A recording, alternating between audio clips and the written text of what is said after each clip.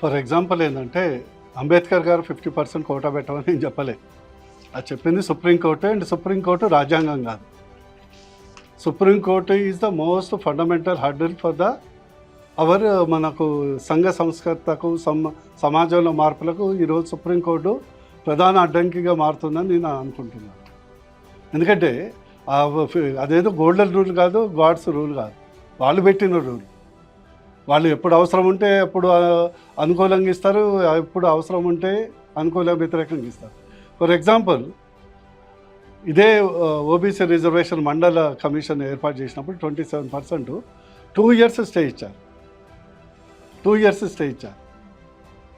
But at the same time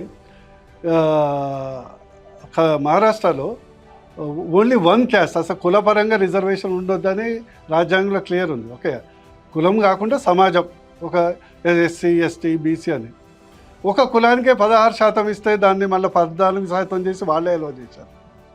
so మనం ఉన్న రాజ్యాంగ వ్యవస్థలో ఫస్ట్ ప్రక్షాళన జరగాల్సింది judiciary. That is my view.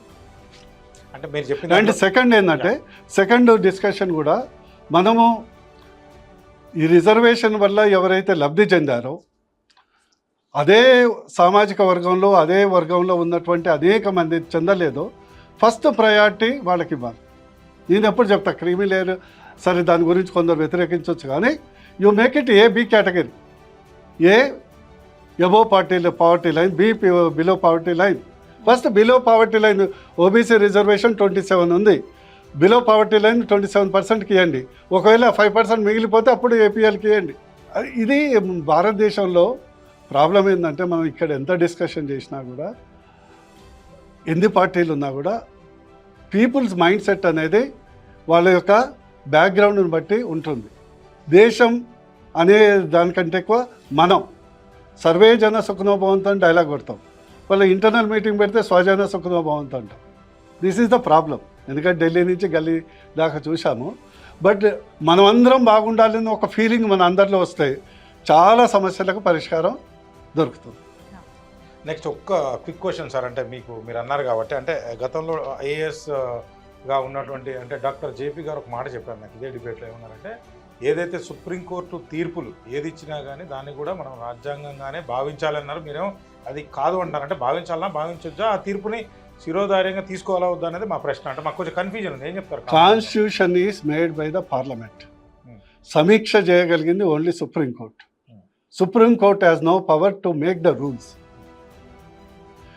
Shah Bano కేసులో సుప్రీంకోర్టు ఇచ్చింది, ఏది ముస్లిం పర్సనల్ లా మీద.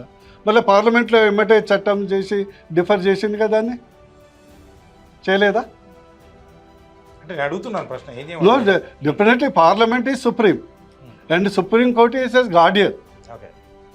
అంతేగాని సుప్రీంకోర్టు కెనాట్ మేకే నేను 50% ఇస్తాను, నీకు 40% ఇస్తాను అనేది సుప్రీంకోర్టు కాదు. బట్ సుప్రీంకోర్టులో కూడా ఉండాలిగా. అసలు ప్రాబ్లం అంతా ఏంటంటే ఈ కోర్టులలో హయ్యర్ జ్యుడిషియరీలో రిజర్వేషన్ లాగా ఈ ప్రాబ్లం. అసలు ఈ వంశపారంపర్య స్థితి అంతా మన రవీంద్ర చెప్పింది అంతా సుప్రీంకోర్టులోనే ఉంటుంది. ఓసారి నాకు గౌరవం వచ్చింది, ఒక అతను సుప్రీంకోర్టు జడ్జి పేరు, నేను చిన్నప్పటి నుంచి ఆ పేరు వింటున్నా.